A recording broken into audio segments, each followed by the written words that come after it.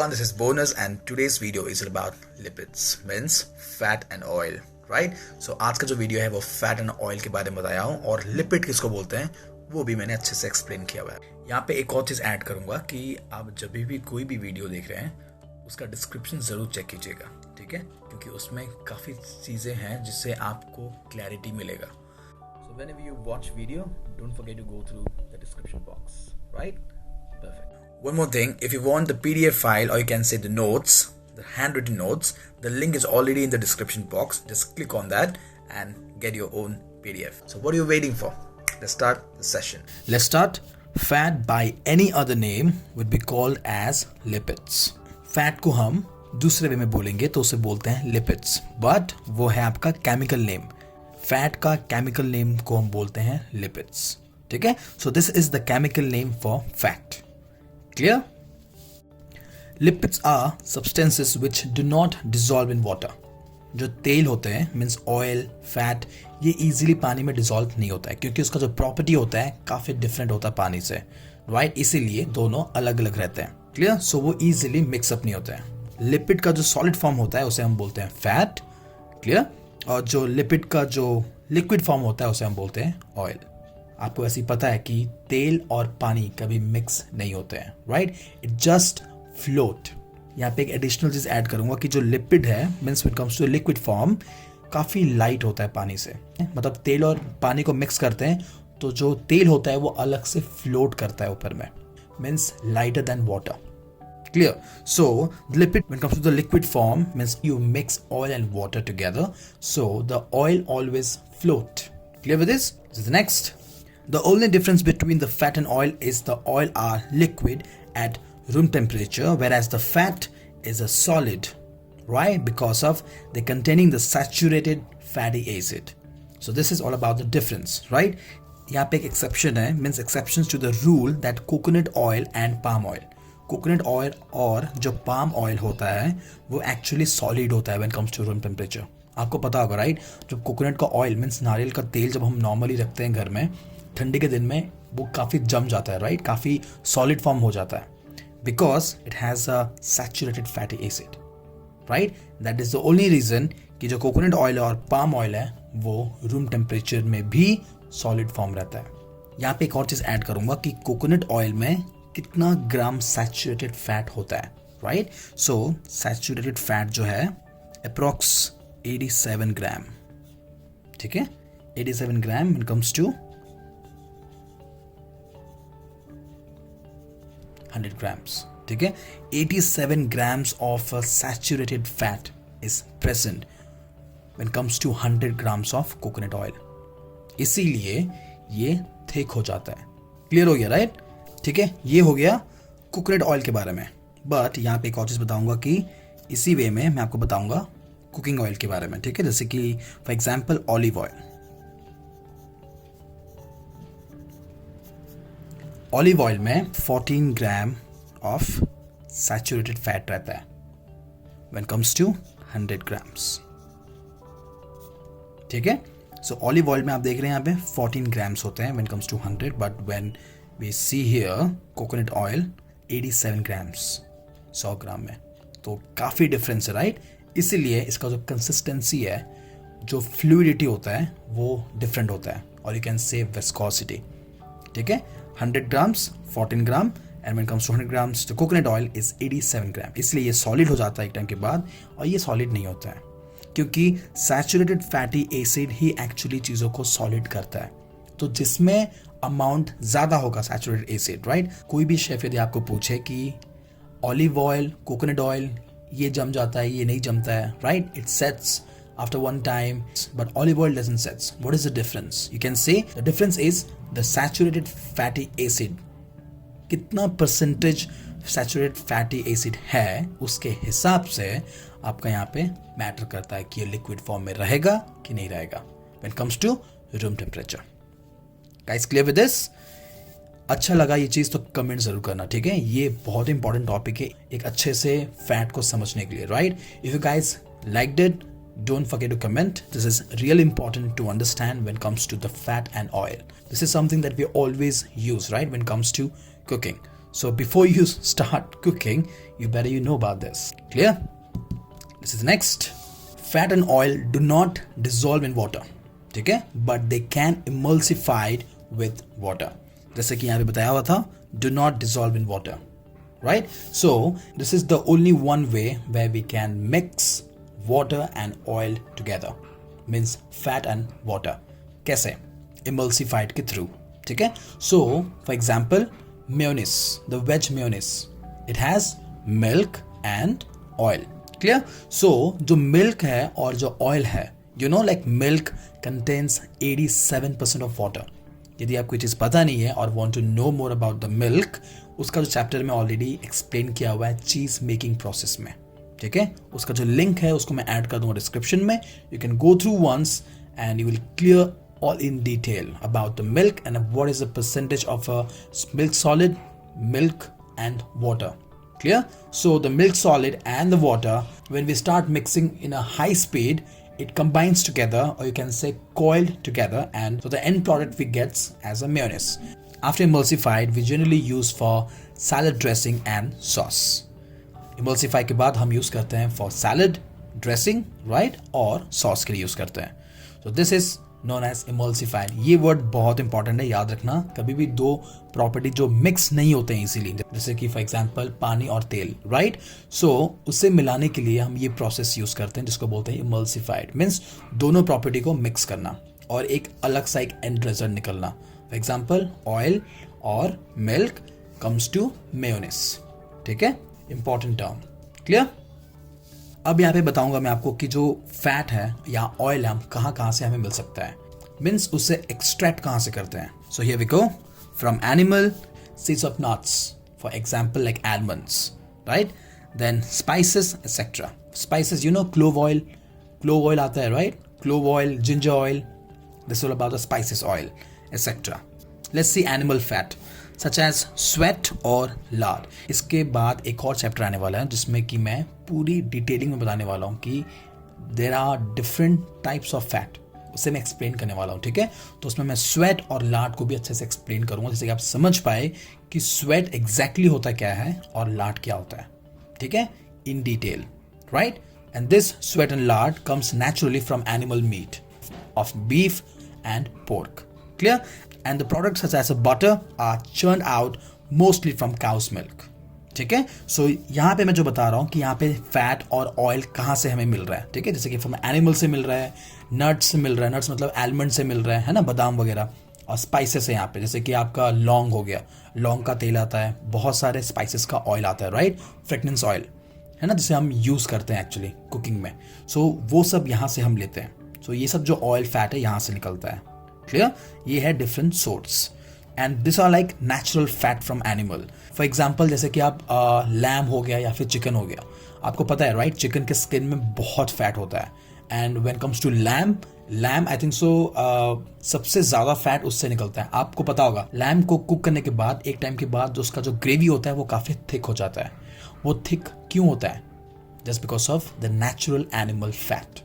Lamb से जो बहुत सारे चर्बी का जो बोलते हैं फैट निकलता है ना, वो एक्चुअली एक टाइम के बाद काफ़ी थिक कर देता है. सो वो होता है नेचुरल फैट. ठीक है? और ये जो लाड होता है वो होता है पोर्क का. क्लियर? इसको मैं काफ़ी डिटेल में बताने वाला हूँ आपको, राइट? जो नेक्स्ट चैप्टर रहेगा काफ़ी डिटेल में समझाऊंगा इसके बारे में. Clear with this? और जो बटर है वो हमें ट्रेडिशनल वे में मिलता है जब हम उसको चर्न करते हैं cows milk. Clear? Fat and oil in baking. Let's see. Fats and oil are the prime ingredient in any dish. यहाँ पे fat and oil is very very important baking के लिए. क्यों? Let's figure it out. It gives richness. काफ़ी richness देता है, right? हमारे product को texture, right? जैसे for example butter. आप जो cookies के लिए जो butter use कर रहे हैं, वो butter यदि ज़्यादा हो जाएगा cookies में तो वो क्या होगा? वो फ्लैट हो जाएगा आपका कुकी, क्योंकि बटर जो होता है काफ़ी जल्दी मेल्ट हो जाता है, मीन्स लोअर टेम्परेचर में भी. और उसका जो टेक्सचर रहेगा वो हमें बहुत ज़्यादा क्रम्बली मिलेगा. ठीक है? यदि कम डालते हैं तो उसका जो एंड रिजल्ट होगा वो काइंड ऑफ अ केकी और पफियर होगा. सो इसको समझना इज़ वेरी इंपॉर्टेंट. सो इसीलिए मैं यहाँ पे बात कर रहा था वैरायटी ऑफ टेक्सचर. अदरवाइज जो आपका कुकी होगा वो काफ़ी ड्राई हो जाएगा, means dry to eat. Can see? Too dry to eat. So it will give you the richness, variety of texture. If we add more butter in the cookie, it will spread it out, right? It will be turned flat because fat melts in a low temperature. So once butter melt means your shape of the cookie is completely flat when it comes to more of adding of butter in the cookie dough. Clear? And the result will be more crumbly, right? And if you add lesser, it's gonna be like a cakey or it can be a puffer. Clear with this? The melting point of oil and fat are very important for a chef to understand. Melting point समझना बहुत important है, right? When it comes to oil and fat. Very important to understand the property that decides the uses of a particular lipid in the dish. Lipid, you know the chemical name of a fat. ठीक है, fat का जो property है उसे समझना बहुत ज़रूरी है. जैसे margarine, when we make puff pastry या क्रोज़ॉन वी यूज़ मार्जरीन क्योंकि उसे डील करना इजी होता है. बटर थोड़ा डिफिकल्ट होता है, रिक्वायर्ड अ चिलर रूम और cold room, right, to deals with when comes to the butter. Butter में मॉइस्चर ज़्यादा होता है, मार्जरीन में मॉइस्चर कम होता है. इसको समझने से क्या होता है कि हमें एक अंडरस्टैंडिंग होता है कि कितना टाइम में हमें इसके साथ डील करना है. It's very important to understand, right, the property of the lipid means fat and oil. Clear? Because when it comes to the croissant, or you can say making a puff pastry, you should know like butter has a more moisture, right? When it comes to a croissant making, then if you're using butter, you need to be quick, you need to be fast, and you require a cold room to deals with butter. But when it comes to margarine is less in moisture, so the work time you can take a little bit more than the butter, where you can easily deals with the croissant dough, right? When it comes to butter, it's a little quick because of the moisture content. Clear with this? एक best example दूंगा यहाँ पे कि oil और fat का temperature समझना क्यों जरूरी है, right? Let's figure out. Once cannot be deep fry in butter. Butter में हम डीप फ्राई नहीं कर सकते हैं क्योंकि इसका जो टेम्परेचर होता है बटर का वो काफ़ी कम होता है. हाई टेम्परेचर ये नहीं ले सकता है, मीन्स जो बटर है वो हाई टेम्परेचर में वर्क नहीं करेगा. ठीक है, 180 means burned, clear burned, right, as it will burn to black. Can see here when it reaches the temperature of frying. ठीक है, so इसलिए बोल रहा हूं मैं कि इसको अंडरस्टैंड करना जरूरी है. किसको? प्रॉपर्टीज को. Guys, clear with this? How actually the fat works when it comes to baking. Here we go. Using cake making to moisture the batter and improve the keeping quality, ठीक है, of a cake. Clear? The fat has the ability to retain the certain amount of air during the preparation stage. You know, like when it comes to creaming method. Okay? When we're doing a creaming method, we generally incorporate the air. That's the reason the butter start white because of getting oxidizing, right? Because the butter color is yellow. But when we start the creaming method, your butter turns white, more white and whiter. Why? Because of involving, or you can say incorporating the air when we're doing a creaming method with sugar and butter, right? If you want to know like how does it really work, like butter creaming method, want to know more in detail about the baking, I have already added the link in the description box. Just go through once and you will understand the creaming method, two-stage method, every single thing about baking I have already shared, right? So do check in description box. सो यहाँ cake making क्या होता है कि fat हम use करने से baking में क्या होता है कि फैट काफी इंप्रूव करता है प्रोडक्ट्स को, right, taste wise, texture wise, और काफी मॉइस्ट करता है.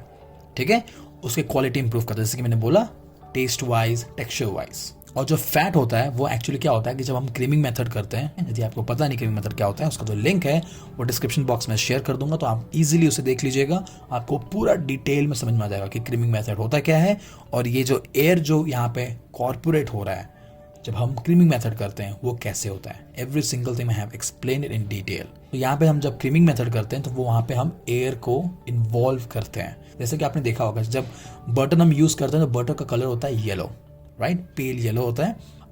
विस्क करना स्टार्ट करते हैं वो धीरे धीरे वाइट होता है ना. जब शुगर और बटर को हम उसको मिक्स करते हैं अच्छे से ब्लेंडर से, मीन्स हैंड ब्लेंडर जो यूज़ करते हैं, सो उसमें देखिएगा आप धीरे धीरे कि जो बटर है वो वाइट कलर होता है धीरे धीरे, क्योंकि वहाँ पे हम ऑक्सीजन को वहाँ पे मिक्स कर रहे हैं. सो जितना आपका वाइट होता जाएगा मीन्स उतना ज़्यादा आपका जो ऑक्सीजन है वो इन्वॉल्व हो रहा है. और उसके इन्वॉल्वमेंट से क्या होता है कि उसका जो जैसे कि 20 ग्राम लिया होगा वो 22-23 ग्राम्स का हो जाता है, क्योंकि वो फ्लफ़ी हो जाता है और जो बटर का जो क्वांटिटी होता है वो ज़्यादा हो जाता है. ठीक है, क्योंकि वहाँ पे हम एयर को इंक्लूड कर रहे हैं उसमें. फैट जो है वो एक अच्छा मात्रा में एयर को ट्रैप कर लेता है, ठीक है, और उससे क्या होता है, जो प्रोडक्ट होता है वो काफ़ी लाइट वेट होता है. Butter is used in laminated dough. Laminated dough means, here we go, puff and croissant. ठीक है, puff dough, croissant dough को हम बोलते हैं laminated dough. Clear? Such as a puff pastry and croissant. Here we go. Right? During the baking process, the fat melts. Clear? The fat melts and they produce steam. So यहाँ पे जो fat, fat has moisture, and moisture means it will definitely gonna evaporate, right? When it comes to the heat temperature, it just start evaporate. So यहाँ पे क्या हो रहा है, melt and produce steam and turn alternate and lighter in product. ठीक है, so this is the layer of dough, like laminated dough. ठीक है, इसके अंदर में है fat. Clear? Means butter. जब इसको हम बेक करने के लिए ओवन में डाल देंगे तो क्या होगा कि जो फैट में जो मॉइस्चर है वो स्टार्ट होगा एवापोरेशन. ठीक है, जैसे वो एवापोरेट हो जाएगा तो यहाँ पे क्या होगा, जो गैस फॉर्म हो रहा है ना, जो स्टीम फॉर्म हो रहा है, तो ये जो स्टीम है, ये स्टीम जो फॉर्म करके यहाँ पे जो 2-3 लेयर है, जो लेयर्स है ना वो ऐसे ही रह जाएगा, और यहाँ से जो लेयर्स है वो इस वे में बनेगा, और ये जो लेयर्स है इसके यहाँ पे हल्का हल्का गैप बन जाएगा. तो यहाँ पे आता है हमारा अच्छा खासा क्रिस्पीनेस. क्लियर हो रहा है यहाँ पे? This is what exactly the puff and croissant dough is all about. ठीक है, इसके अंदर में जो लेयरिंग होता है, फैट होता है, ये फैट क्या होता है, उसमें जो मॉइस्चर होता है वो start evaporate, means steam through. ठीक है, स्टीम करता है वहाँ पे, उसका जो मॉइस्चर है वो स्टीम अप होता है और वो एवापोरेट होने लगता है. जो एवापोरेट हो रहा है मीन्स वहाँ पे क्या होगा, वहाँ पे गैप बनेगा, और उससे वो क्या होता है, एक लेयर्स बनते हैं, और वो लेयर्स हमें क्रिस्पीनेस देता है. Let me explain you in English. When it comes to laminated dough, so there is a puff and croissant dough. ठीक है, these two are known as a laminated dough. So the lamination, can see here the lamination, and when we have the fat here inside the layers, right? So after one time, when we start baking this product, so what happened? The heat comes, right? The fat has moisture, right? It produce steam. Moisture means what? It will definitely gonna convert into steam, right? So that steam will start to evaporate. Clear? And there, when it evaporate, it creating a layers, a gap, right? For that reason, we always get a layer when it comes to a croissant or when you eat puff. So this is all about the fat and oil. I hope you guys, you're clear with this topic. I'll see you in the next informative video. Till then, fat and oils. Bye bye.